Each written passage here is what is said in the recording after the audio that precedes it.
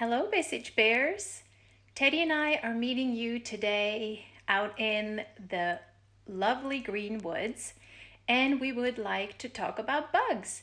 And we are going to show you how to make your very own jumping bug with supplies that you will hopefully find in your home. Okay, let's talk bugs. Teddy and I were curious. What is the difference between bugs and insects? Do you know? Bugs is a universal accepted term used to describe most creepy crawly creatures we encounter. But not everything we call a bug is truly a bug. Characteristics of a bug: they have straw-shaped mouths, one set of wings, and hardened forewings. Characteristics of insects: they have two sets of wings, sensory antennae, 6 legs, and a 3-part body with a head, an abdomen, and a thorax. I would like to show you how you can make your own jumping bug. What kind of bugs and insects can jump? Here are 5 kinds of bugs and insects that can jump: grasshoppers, fleas, springtails, jumping spiders, and click beetles. I am going to walk you through the steps how to create your own imaginary jumping bug. This one here is a combination between an insect and a bug. Let's find out what supplies you need. Supplies needed: 2 hair bobby pins, thin cardboard from packaging, masking or duct tape, scissors, small plastic pieces, construction paper or recycled paper from magazines, markers, and a glue stick. Now that you have collected all your materials, you're ready to start your jumping bug project.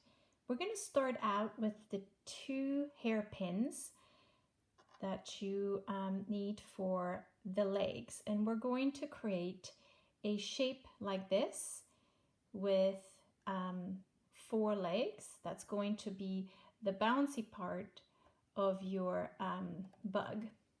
So how to do that is you need the 2 pins, and also I have prepared some tape here of variety of widths.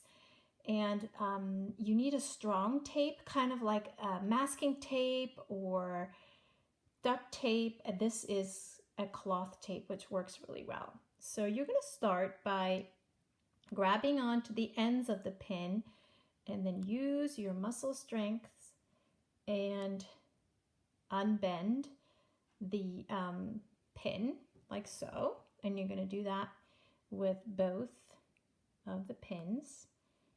And you're going to try to get the angle about the same, the opening the same.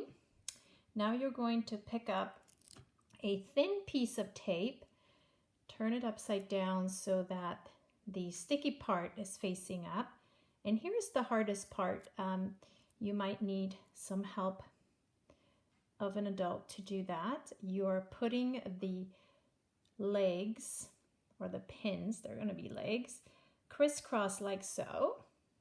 And then you're going to secure them with tape.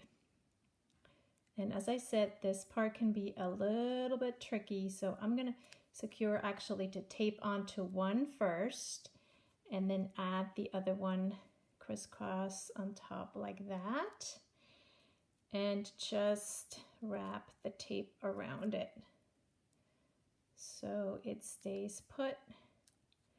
Once you got it kind of going, somehow it's going to stay.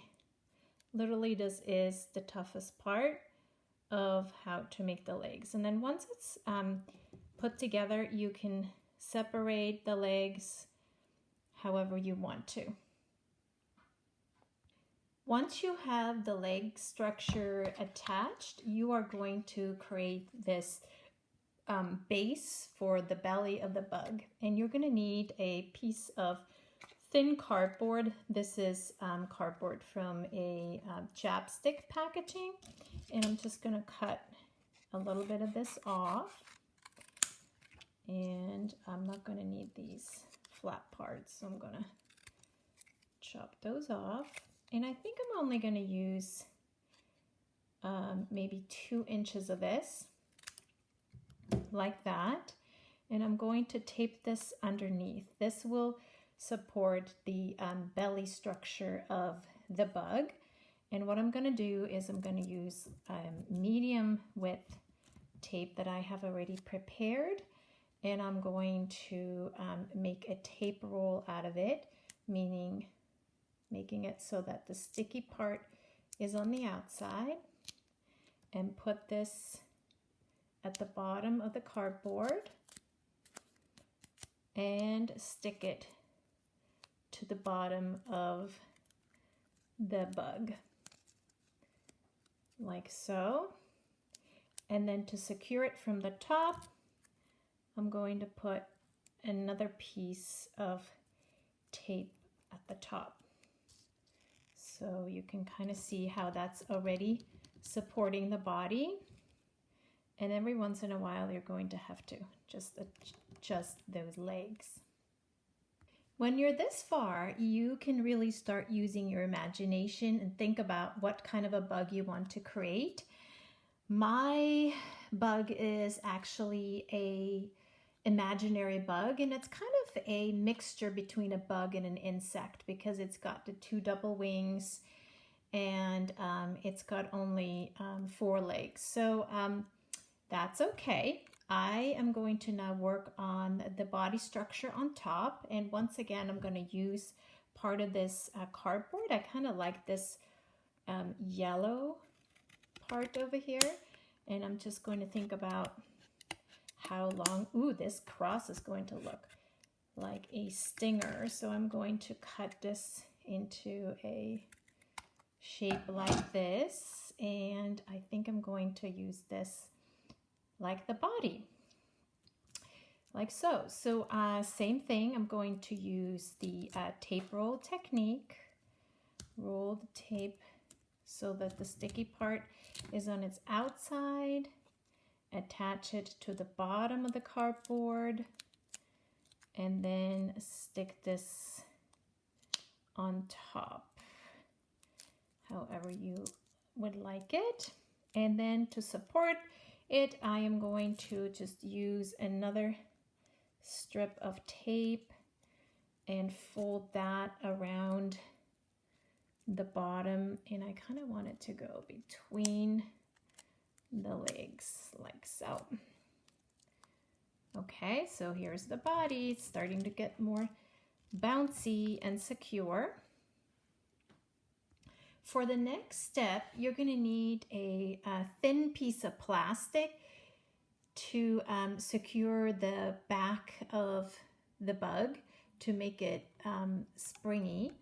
So you can choose plastic from an old card, or here are the plastic parts that are around your bread. I think I'm going to use that on this one. And so I am going to just tape this on the bug's back to make that area one more time a little bit more stable, and just tie this around its middle, and that gives it kind of a cool design that a bug might actually have on its back. Okay, so now the middle is really secure, and you can start shaping the legs the way you want. And I thought that at first this is going to be the stinger, but the way this bug is now wanting to sit, looks like I'm going to make this the head and this the tail, because to make it jump, I'm going to have to press here towards the tail part. So the next steps is to decorate your bug, and you can use paper from magazines. So I'm going to use this cover from the New Yorker, which has some really fun colors on it. And I am going to just draw with a marker some wings. And if you draw the wings right along the fold of a magazine, you can do an upper and then the lower wing like this, and then cut them together at the fold. And you don't have to do wings on your bug, but this is just an example of how you might do it. So cut the annoying part away, and then cut out the lower and the upper wing like this. All right, open them up. Ta-da! Beautiful. Oh, this is gonna look so great, and the colors kind of match. Okay, you guessed it. The way we're going to put this on is with a tape loop.